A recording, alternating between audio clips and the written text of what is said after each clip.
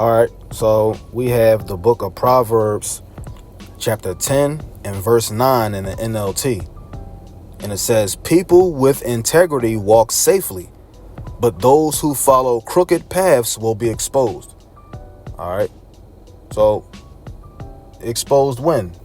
On Judgment Day, right? Even now, right? You can be exposed in the community, the Israelite community, right? When somebody's in sin, people are going to see that thing, right? Everybody's going to notice how much sin you're in based off of what's happening to you. You're not prospering in life. You're not having the things that you need, right? You always need help from somebody financially, right? And one is going to either assume that you're lazy or that you're not keeping the commandments. Either way, you're going to be exposed. And on Judgment Day, right? Because, Israel is going to be able to judge the whole world, right? Including the angels. So we're going to see that thing.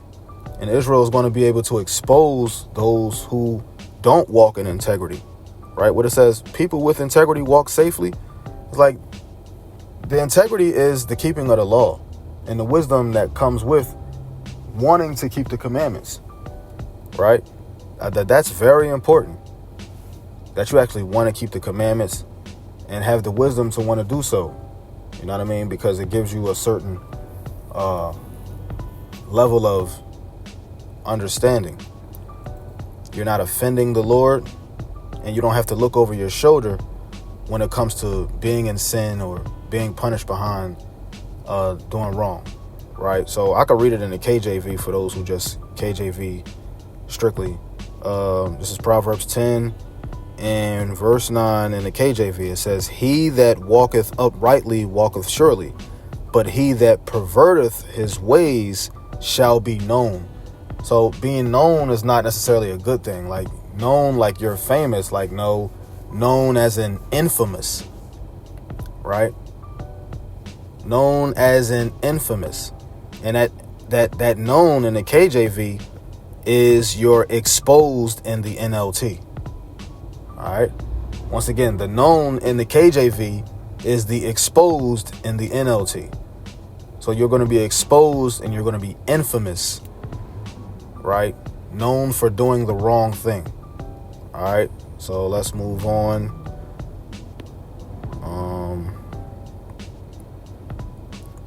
And once again, this is all about us as Israel just doing better as a people, right? Just doing better as Israel, just doing better, do better.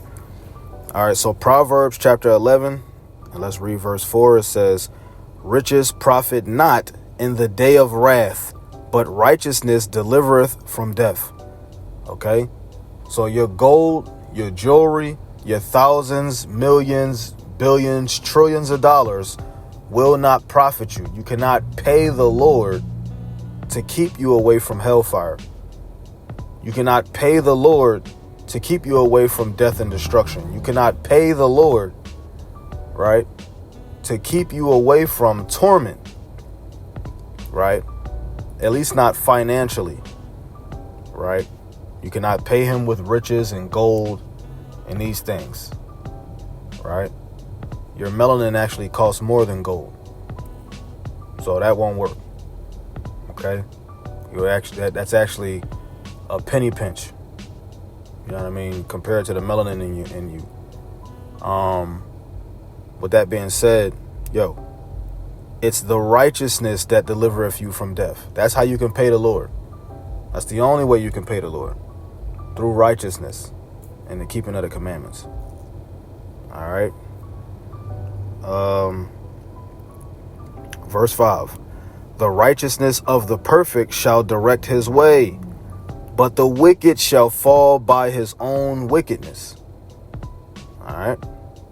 So it's your fault, right? And this is how we know that the Lord is perfect in all his ways, like literally, right? Because he wants us to be keeping the law. He wants us to choose to keep the commandments. He wants us to choose to do the right thing every time, right? And that's great. We should. But he also gave us free will to choose. So you can't put the blame on him as to why you did not make it to the kingdom.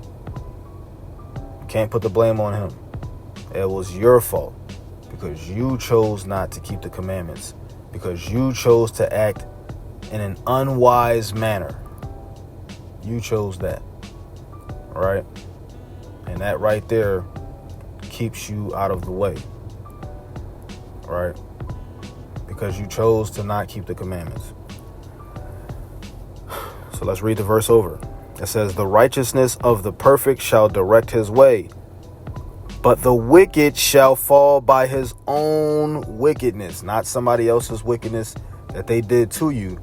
Your own wickedness. It will destroy you. Right? Okay. Verse 6. The righteousness of the upright shall deliver them, but transgressors shall be taken in their own naughtiness. All right. We read that. Transgressors taken in their own naughtiness. You see that? It's your wrongdoing that got you in sin. It's your wrongdoing that got you sent to the lake. Yours. Right? When a wicked man dieth, his expectation shall perish, and the hope of unjust men perisheth. Right? Okay? So that all the expectations that you had in life, even if you expected to get to the kingdom, you are a wicked man, you died in your sin, yo, don't expect anything but the lake, but torment. You know what I mean? That's what's guaranteed. Let's see. Let's move somewhere else. All right, so this is the book of Proverbs, chapter 12, and verse 2. It says, a good man obtaineth favor of the Lord, but a man of wicked devices will he condemn. You know what I mean? And we can stay in Proverbs because we see things like this in the scriptures. You know what I mean? It gives you the understanding. Right? Right? A good man obtaineth favor of the Lord. How do you know you're a good man? Keeping the law, statutes, and commandments. See, it's not just about being loving to your wife or wives. It's not just about being faithful and honest, right? Not just about paying all the bills and being romantic. No. There's more to it than that. You have to be keeping the law, statutes, and commandments of the Most High God. See, because what you do for your wife or wives, that's personal. That's between y'all. And the motivation that you receive to even be that kind of man to your wife or wives does come from the scriptures. So I'm not gonna deny that. Of course, it comes from the scriptures. But when it comes to being a complete good man, yo, you can be a good man to your wives, but not being a good man to God. Right? You could be a good man to your wife. You paying all the bills. You faithful to her. You loving, caring, kind, all that other kind of stuff. You romantic. You know what I mean? You even there in your kids' lives, but you don't keep no commandments. You break the Shabbat, constantly shaving your beard, right? Eating swine's flesh. Yo, that you're not a good man to the Lord. Because like you and your wife, y'all good, y'all on good terms, but you and the Lord, y'all got beef. Your sins, right? Let's change these things. Okay? Verse 3. A man shall not be established by wickedness, but the root of the righteous shall not be moved. Okay? You should not be established by wickedness. It should not be like, the wickedness that you've done that created the foundation that you stand on. That shouldn't be a thing. You know what I mean? Like that kind of stuff has to go away from you. When you come into this truth and get the understanding that you are an Israelite and need to keep the law, statutes, and commandments, the old man has to die. The old man has to go. We're not throwing up the set no more. We're not twisting our fingers and claiming gangs anymore. We're not doing that. It's over. All of that is done. Not pushing packs on a corner anymore. Not standing around gangsters and drug dealers justifying what they doing. When they, oh man, I gotta get it how I live. And you like, yeah, man, you do, bro. What? No. What are we doing? We gotta get it right. You don't justify somebody in their sin. That's crazy work, man. That's crazy. Right? Let's move on. All right. Proverbs 13 and verse 4. The soul of the sluggard desireth and have nothing, but the soul of the diligent shall be made fat. What does that mean? The soul of the sluggard desireth and have nothing. So you want all this stuff, but you sluggard, meaning you're lazy, dragging your feet in this truth. You are not keeping the commandments. You don't deserve anything. You got all these desires and want all this stuff. How many of our people know that if you're not keeping the law, statutes, and commandments as an Israelite, you're going to be cursed?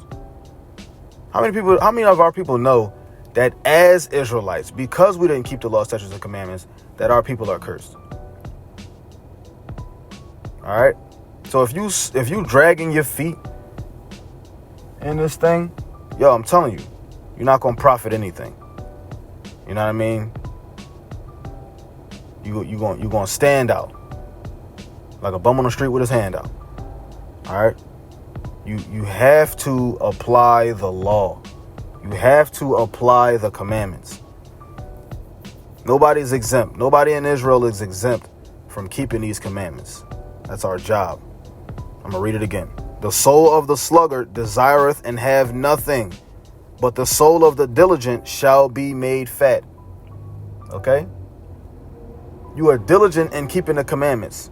You are diligent in wanting to apply this law. And as a result, yours will be in the kingdom and you will be made fat. You will have the things that you want because you worked for it. You stored up treasures in heaven. All right? Okay? You stored up treasures in heaven. And it got done. All right? Because you made it work. This is the book of Psalm, chapter 119 and verse 60. I made haste and delayed not to keep thy commandments. What does it mean to make haste? I moved fast. What does it mean to delay? I was dragging my feet. I slow walked it. I kept using the excuse, oh, nobody's perfect. Oh, everybody do some kind of sin. And we kind of like lean on that as an excuse to be in sin because we were taught that nobody's perfect. Basically, pick a sin and stick with it because nobody's perfect and you shouldn't even be trying to be. Although the scriptures tells us to be ye perfect, even as my heavenly Father am perfect. Okay, let's get that.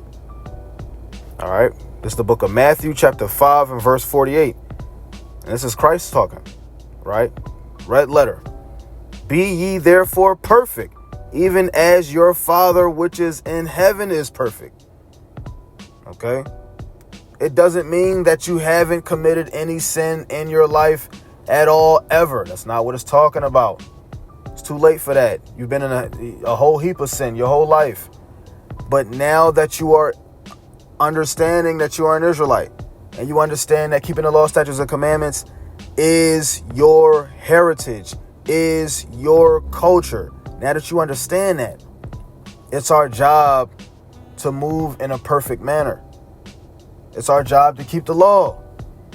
So you used to want to pick up the blunt, but now you done turned your head from it, right? You used to want to go buy the marijuana. You used to want to go buy the drugs. But now you behave like you don't even have the money for it, right? You used to want to smell the bacon and eat it. Now you don't even want to go anywhere where they selling it. Perfection. Okay? Perfection. That's what that goes into. Right? It's possible you have 4 quarters in during the school year. Right? The first quarter, you was failing the class, you was getting F's. From the second quarter, you started getting more, B's and C's. By the time you get to the fourth quarter, you're an A student. It's possible because you studied more, because you were more diligent in learning. And that's the same way where we need to keep these commandments when it comes to honoring the Father. That's the same thing, right? Same thing. And it's like, we got OT onlys sitting around saying, I don't need Christ to tell me to be perfect. You know what I mean? Because the Old Testament told me to be perfect. But does that mean you listened? Did you listen when the Old Testament told you that? When the Old Testament told you to be holy, did you listen? When Leviticus 19:2 says, speak unto all the congregation of the children of Israel and say unto them, ye shall be holy, for I, the Lord your God, am holy. Right? So to be holy is to be perfect. And to be holy is the keeping of the commandments. That's all it means. That's all it is. That's all it is. All right. So let's get back to that. It's Proverbs, right? Proverbs chapter 19 and verse 1. Better is the poor that walketh in his integrity than he that is perverse in his lips and is a fool. All right.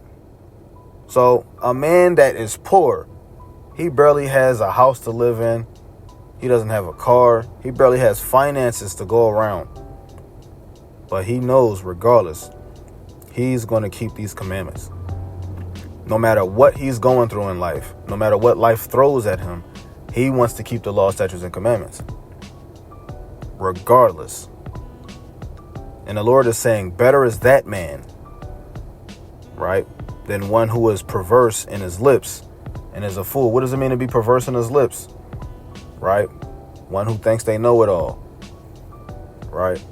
Or he's educated. He has a lot of information and understanding.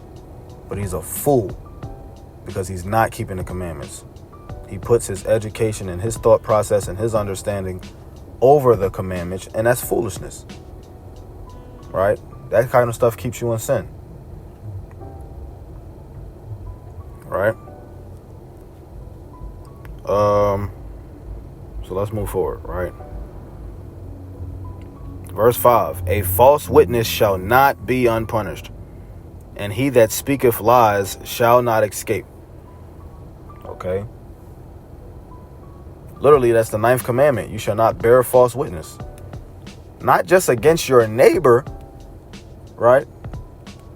But we should not be liars. Right? Revelation 21:8. Let's get that. All right, watch this. It's the book of Revelation, chapter 21 and verse 8.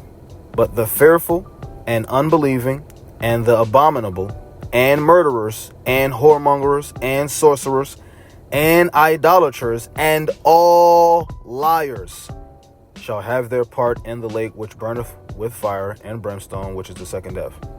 All liars. That's what it says. Okay? That's what it says. So it's our job to keep the commandments, man. That's what we're supposed to be doing.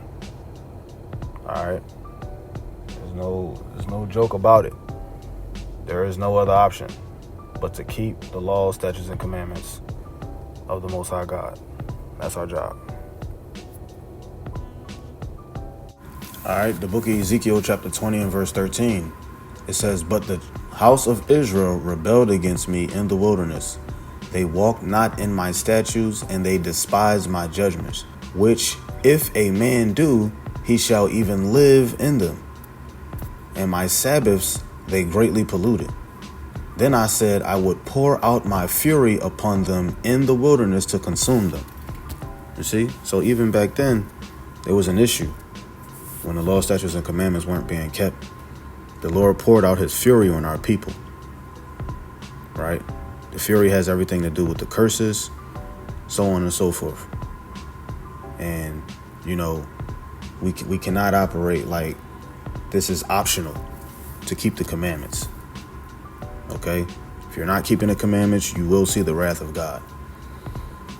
This is an example. So let's continue to read them. Verse 14. But I wrought for my name's sake that it should not be polluted before the heathen, in whose sight I brought them out.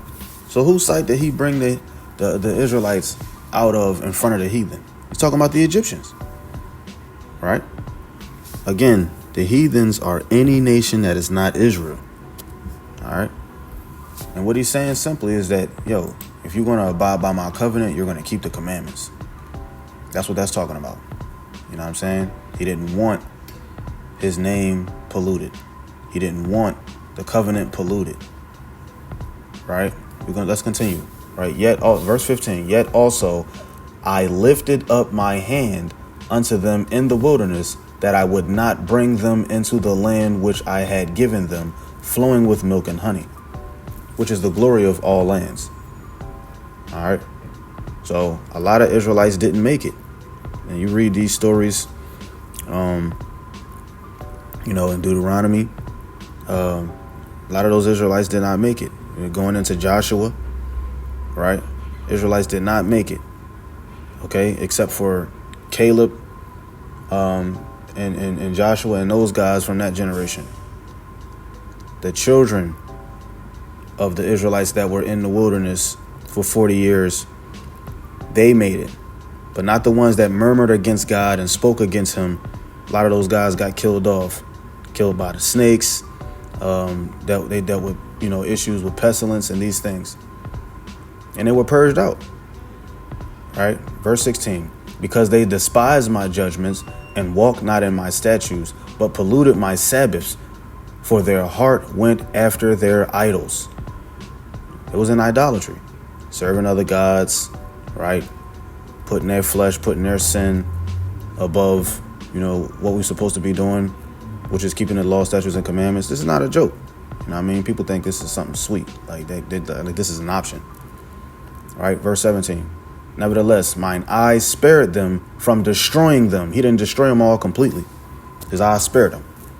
Neither did I make an end of them in the wilderness. He didn't completely kill them, but he destroyed a lot of them.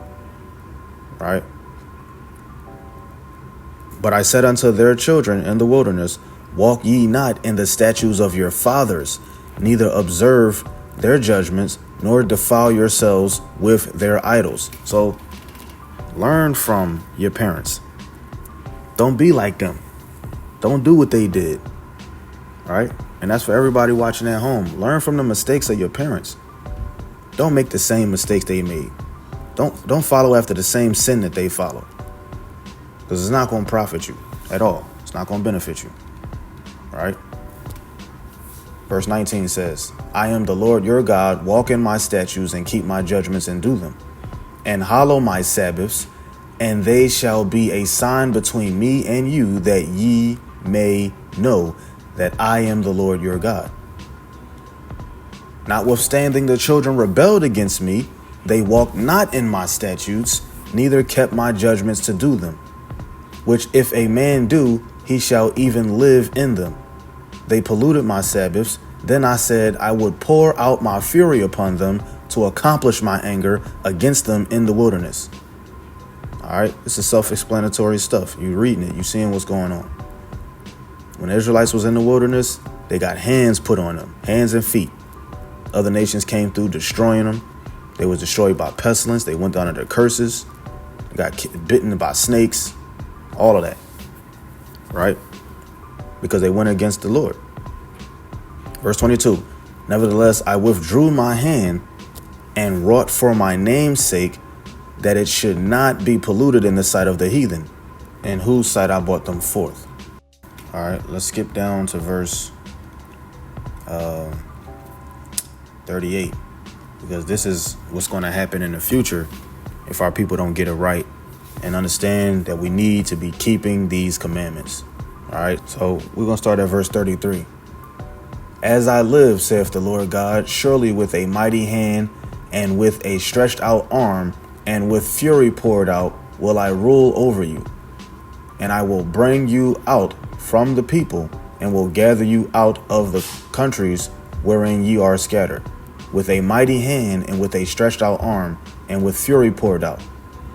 And I will bring you. So this is him talking about bringing us out of these countries that we were scattered into as slaves, that we stayed in even after captivity. He's going to bring us out of these countries, right? Verse 35. And I will bring you into the wilderness of the people, and there will I plead with you face to face. Okay? So he's going to bring us into the wilderness, and he's going to talk with us. He's going to give us the law, statutes, and commandments. And if you decide to rebel, you're going to die where you stand. All right? Verse 36. Like as I pleaded with your fathers in the wilderness of the land of Egypt, so will I plead with you, saith the Lord God. Okay? And I will cause you to pass under the rod, and I will bring you into the bond of the covenant. All right? This goes into the new covenant. All right? This did not happen yet. He did not bring all Israelites physically. Not the spinoff when Christians be talking about, oh, this spiritually happened. No, this is physical. Right? Physically. He's going to bring you into this covenant. This is the new covenant, and this is what it looks like. You haven't been bought out of every country yet. All right, verse 38. And I will purge out from among you the rebels, and them that transgress against me, I will bring them forth out of the country where they sojourn, and they shall not enter into the land of Israel, and ye shall know that I am the Lord. All right. So we have to abide by these commandments, and we have to do the right thing. That's all the Bible talks about, is keeping the commandments and the judgments that happen to our people when they didn't, and the judgments that will happen to our people if they don't. All right. That's what it's about. So let's read Proverbs 26, verse 27 in the NLT. If you set a trap for others, you will get caught in it yourself. If you roll a boulder down on others, it will crush you instead. All right. So that's a better understanding for this scripture. Right. You read it in the KJV. It says, whoso diggeth a pit shall fall therein, and he that rolleth a stone, it will return upon him. Like if you set a trap for somebody, it's going to come back on you. You dig a pit or a trap or roll a stone for somebody else to get hit, it's going to come back on you. You point the finger at somebody else, there's at least 3 fingers pointing back at you. All right. It's the book of Proverbs, chapter 6. We're going to start at verse 16 down to verse 19. And I want y'all to pay attention to this, because we want to make sure that we're not doing these things or don't have any of these things in our character, in our repertoire. We want to make sure that we are not doing any of these things, because this stuff right here can cause you to be at odds with the Father. Right? It's the book of Proverbs, chapter 6, starting at verse 16. These 6 things doth the Lord hate. Yea, 7 are an abomination: a proud look, a lying tongue, and hands that shed innocent blood, and heart that deviseth wicked imaginations, feet that be swift in running to mischief, a false witness that speaketh lies, and he that soweth discord among brethren. All right. You want to make sure that you don't have any of these things going on with you. You want to make sure that this is not in your character. Let's go over it again. Make sure that you don't have a proud look. This is starting from verse 17, right? Okay. Right. Verse 16 says, these 6 things doeth the Lord hate. Yea, even 7 are an abomination unto him. All right. Make sure you don't have a proud look, right? Whatever that looks like. You know what I mean? Nobody's better than me. Nobody has more understanding than me in the scriptures, right? I'm without sin, right? You just think you better than other people. You know what I mean? Oh, I'm wearing Versace and you wearing something from B.T.M.O.I. You know what I mean? Like, let's not be prideful, right? Make sure you don't have a proud look. A lying tongue, right? We're honest with our people. You know what I mean? Make sure that you're being honest with your people, that you're not sitting around lying. Oh, he said this, he did that, she said that, she was over here. You're lying, right? That's my money. You're lying, right? Do not have a lying tongue. And hands that shed innocent blood. That deals with a lot of people who seek after malice. You know what I mean? For financial gain. Or I'm a part of a gang. You know what I mean? And I'm trying to, get some validation from a bunch of lowlifes. You know what I mean? Like, make sure that you're not out here shedding innocent blood. Let's strive not to shed blood at all, but make sure the blood is not innocent, right? And heart that device of wicked imaginations, right? Oh, I'm just going to pull up on this married woman after I leave a club. You know what I mean? I want to sleep with 5 or 6 women in one night, just committing fornication. I ain't going to marry none of them, right? Heart that device of wicked imaginations. Let's go rob this bank, right? Feet that be swift and run into mischief. You know what I mean? Fornication, lust, adultery, lasciviousness, right? These things, right? Let's go pull a drive-by, right? Mischief, a false witness that speaketh lies, and he that soweth discord among brethren, right? So you always quick to tell somebody what somebody else said and then sit back and watch them fight and argue with each other. You know what I mean? You get a kick out of seeing people at odds with each other. Make sure that you don't have any of these things in your character, because I'm telling you, these things are an abomination to the Lord, and you know where all abominations will go, right? We already went over that, okay? Make sure that you're in alignment and that you on the Most High's good side, so that's important. All right, let's move on. All right, so this is the book of Proverbs, chapter 14. We're going to start at verse 2. It says, he that walketh in his uprightness feareth the Lord, but he that is perverse in his ways despise him. All right, so you can't say that you fear and love the Lord when you're not keeping the commandments. All right, you walking in your perverse ways. You're walking in sin. You're walking in transgression of the law. You are not abiding by the scriptures, not keeping the commandments. You cannot say that you love the Lord. All right, verse 3. In the mouth of the foolish is a rod of pride, but the lips of the wise shall preserve them. All right, so if you are wise, then you are preserving your lips. You are watching what is coming out of your mouth. You're watching what you're saying. You're not just blurting anything out.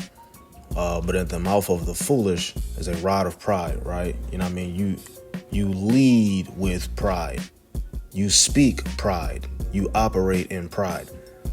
You know what I mean? You're just caring about the way you want to go, doing what you want to do, saying what you want to say, believing and feeling how you want to feel. Let's go ahead on and take care of verse 5 as well. It says, a faithful witness will not lie, but a false witness will utter lies. All right, so if you are faithful, if you are just, if you are keeping of the commandments, if you are meant to be in this lifestyle, then you are faithful as a witness, and you will not lie, because you know where liars go. You know what happens when you lie, right? Bearing false witness, lying, all these things are abominable, right? But if you're a false witness, you can't stop lying, right? So I hope that was helpful. All right, so why do we think the law is important? The law is important.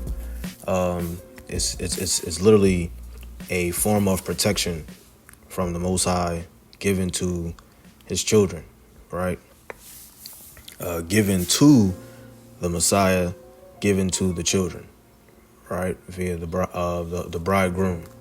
All right, so this is the book of Proverbs, chapter 13 and verse 14. It says, the law of the wise is a fountain of life, to depart from the snares of death. All right. So choose life or choose death. All right. But you do not get life being in sin. All right. That just according to what we read in the scriptures, that does not happen. We read that all over the Bible. Even when we get to the New Testament, Christ is on the scene, right? Choose life or choose death. You do not get life doing things that cause death. All right. Let's be clear on that. Let's make sure you understand that. Right. The law of the wise is a fountain of life to depart from the snares of death. The snares of death have everything to do with the consequences that come about when you are in sin. Right. When you are doing wrong, willingly sinning it. All right. Let's read verse 13. It says, whoso despiseth the word shall be destroyed, but he that feareth the commandment shall be rewarded. All right. So you don't get rewarded and you're not keeping the commandments. Like, this is in the Bible, right? This is in your book, right? So this is something that you need to take heed to. He that feareth the commandment shall be rewarded. You do not get rewarded for bad behavior. You know what I mean? So if you despise the word of the Lord, then you will be destroyed. You know what I mean? I don't see how we can get more plainer than that. Like, it doesn't. You don't get more plainer than that, right? If you are in sin, man, you're gonna be destroyed. You despise the word, you're gonna be destroyed. Somebody trying to teach you something, and it just itches your ear. You can't even like sit and hear it. You know what I mean? Like, you don't even want to talk about it, right? That is a prime example of one who does not want to abide by the scriptures. We can stay in chapter 13 real quick. Let's handle verse 10, right? It says, only by pride cometh contention, but with the well advised is wisdom. All right. So wisdom, again, I've been well advised. I've listened, I've taken the advice, and I've done what it was required to show that I love the Lord and that I fear the Lord and that I want life. So I'm keeping the commandments, right? But when I'm moving in pride, can't nobody tell me nothing. You know what I mean? Coming and going as I please, doing what I want to do. That comes with problems, right? And it just brings argument, confusion, fights, like these things, right? Verse 9, the light of the righteous rejoiceth, but the lamp of the wicked shall be put out. All right? Your lamp will be blown out, right? The lamp of the wicked. All right? There's no light in darkness. All right? It will be blown out, right? The light of the righteous rejoiceth. Why? Because we know that the Lord is going to bring us to an expected end. You know what I mean? Again, there is no reward for wickedness. You don't get a good reward for wickedness. Your reward is the lake, right? Okay.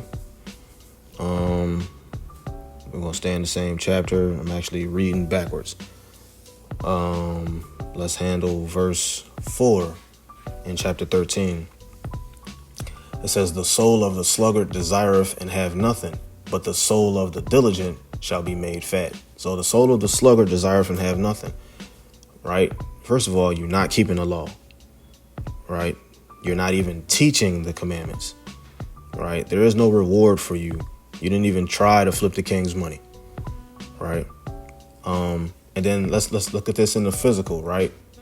You want all this stuff, but you're too lazy to fill out an application, right? Too lazy to go to the job interview, too lazy to go to work. You know, you just want things handed to you. All right. The soul of the sluggard desireth and have nothing, right? You want to be able to eat every day, but you don't want to work to get the money to be able to pay for the food, right? You don't want to, when it comes to doing the work in this truth, you don't want to learn the scriptures and apply the scriptures and actually live this lifestyle to actually teach it. You didn't try to flip the king's money, right? You buried your gift. You know what I mean? The soul of the diligent was made fat though, because they flipped the king's money. They stored up treasures in heaven, right? They did what they needed to do. They did what was required. They kept the law, statutes, and commandments, and now they are going to be rewarded in the kingdom. All right. Let's head back down to verse 15. It says, "Good understanding giveth favor, but the way of transgressors is hard." Right? So that goes into the curses. The way of transgressors is hard, right? It's hard in this lifestyle, and it's hard in this world because, hey, I'm under the curses because I'm not keeping the commandments. My ancestors didn't keep the law, right? I'm not keeping the law, right? I didn't pray for my ancestors, right? My prayers are in vain, right? Because I'm just doing what I want to do, coming and going as I please, right? All right, so this is the book of Proverbs, chapter 12. We're going to start at verse 19. It says, "The lip of truth shall be established forever, but a lying tongue is but for a moment." All right, so we understand what that's talking about, right? The lip of truth, right? I'm going to tell the truth and shame the devil. I'm going to keep the commandments. I'm going to do the will of the Father. And the reward is the forever, right? The kingdom, right? But a lying tongue, but for a moment, right? For that moment is, the lifetime that you live, right? That moment is you will not be resurrected to dwell with the Messiah in the kingdom. You will be subject to going to the lake, right? All right, verse 20. "Deceit is in the heart of them that imagine evil, but to the counselors of peace is joy." All right. There's always going to be deceit in those who imagine evil. I always want to do something that goes against the scriptures. I'm not even subconsciously thinking about going against the scriptures because I don't even know them, right? But I'm not thinking about getting closer to the Lord either. I'm not I know that I want to rob and steal, right? I know that I want to sleep with this brother's wife, right? I know that I want to lie and finesse my way out of life. So there's always lies and deceit in my heart because everything I do is evil. I wake up every day trying to think of how can I finesse this person, because that's how I get by in life. I'm not living honestly, right? You see what I'm saying? That's a way of life for people, right? But the counselors of peace is joy, right? I'm always thinking about peace because I'm keeping the commandments. I'm always thinking, how can I establish joy amongst brethren? Not sowing discord, establishing joy, love, peace, harmony, right? Gratefulness and gratitude, right? There's peace because of the path that I'm living and the things that I think about, right? All right, let's move on. Verse 21. "There shall no evil happen to the just," right? "But the wicked shall be filled with mischief." All right, if you keeping the commandments, you are the just. There shall be no evil coming your way, right? You got the law in your heart and your mind on a regular basis because you want to abide by these scriptures and do what the Lord is asking you to do. That makes you just. "But the wicked shall be filled with mischief," right? It's always something that's going to happen to the wicked. Look at how they die. Look at how the wicked die. They die from diseases. They die getting shot and killed. They die in prison. And there's no honor amongst thieves. These guys are turning on each other. Right? We seeing this. You can either choose life or choose death. Right? All right. So as Hebrew Israelites out there, it is our job to be making sure that we're being just and keeping of the commandments. All right. Verse 22. Lying lips are abomination to the Lord, but they that deal truly are his delight. Amen. You want to make sure that you're not dealing in abomination, because all abomination will be in the lake. All right. You want to make sure that you do not have lying lips. Right. That goes back to that Proverbs 6 that we were discussing earlier. Right. Make sure you don't have lying lips, because those lying lips, man, I'm telling you, that's an abomination. He doesn't want that. If you're dealing in the truth and you're walking in his delight, he delights in you. Right. He loves to look at you as a servant. Right.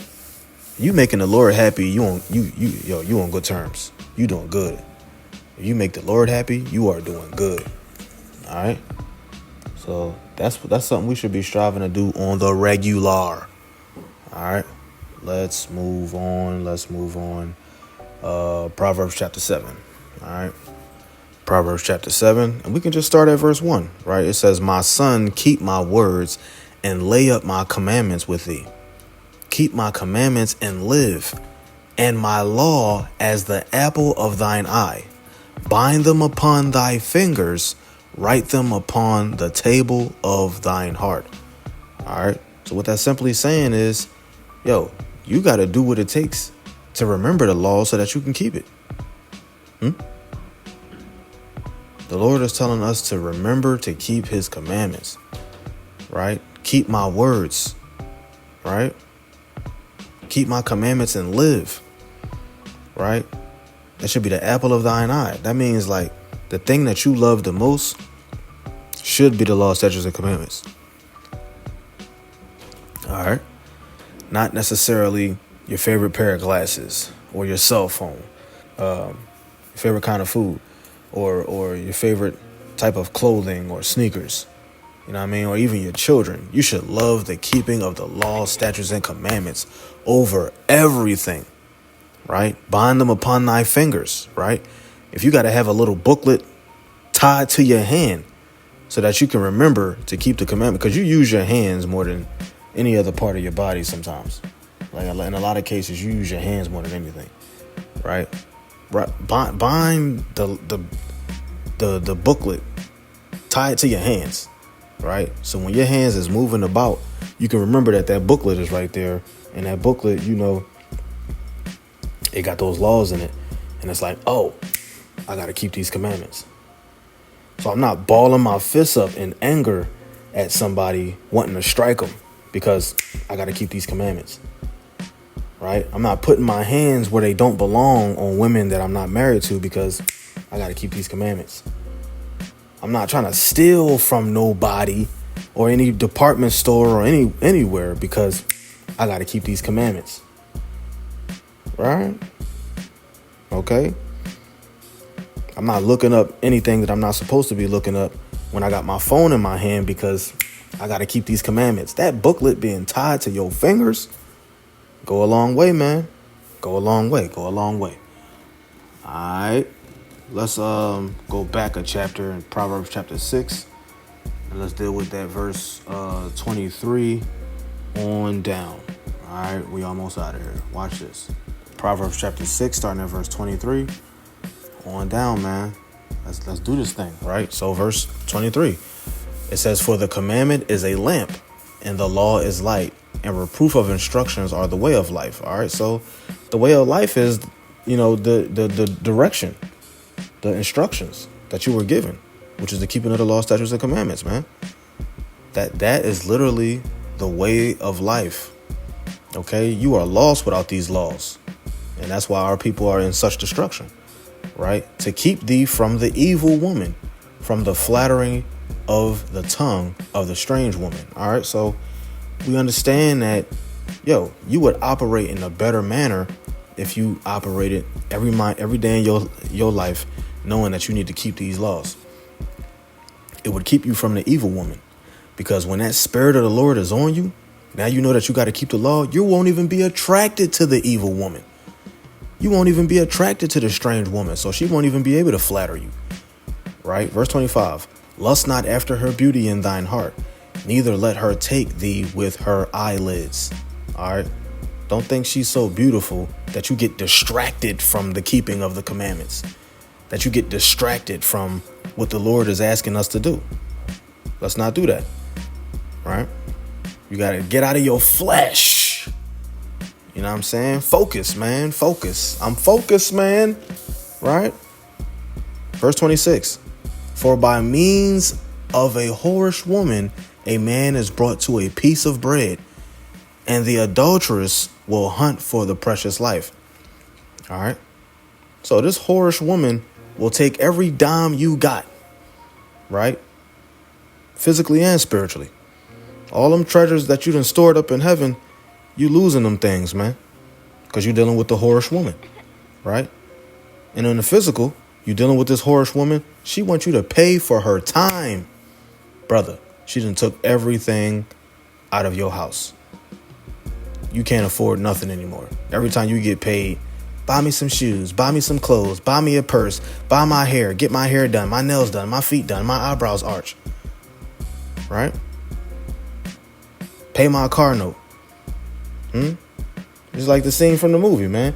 Get my hair done, get my nails done, pay my rent, and get me a new car. Okay? And now you ain't got no bread, man. You're done. All right? So, you stay away from that whorish woman, man. Because a real woman is going to be by your side. You know what I mean? A real woman is going to keep these law, statutes, and commandments with you. You know what I mean? Take this walk of life with you. Take this leap of faith with you. You know what I mean? The whorish woman, she want to be seen. She just got to be outside. You know what I mean? Just got to be outside. See-through outfits on, twerking. You know what I mean? Embarrassing you. You know what I mean? Like, she don't act like a wife at all. Okay? Verse 27. Can a man take fire in his bosom and his clothes not be burned? All right. So again, dealing with that adulterous woman in verse 26. Right. And the adulterous woman, it says, and the adulteress will hunt for the precious life. All right. So these adulteresses, these women is coming after those who are keeping the law. They trying to distract you. You know what I'm saying? They trying to take that righteousness away from you. They want you in sin like them. That's why verse 27 is asking you, can a man take fire in his bosom and his clothes not be burned? In other words, can you do sin and not suffer it? Right? Can you do sin and not suffer going to the lake? Right? This is a serious thing, man. Right? This is serious. Right? Because, like, the question on the table is, can a man take a fire to his bosom and clothes not be burned? Why is that a question? Because, the sins that you committing, dealing with adultery, that's going to get you sent to the lake. You know what I'm saying? Like, dealing with these whorish women, you know what I'm saying? That's going to get you sent to the lake, man. Fornication, right? Going to get you sent to the lake. Okay. Verse 28.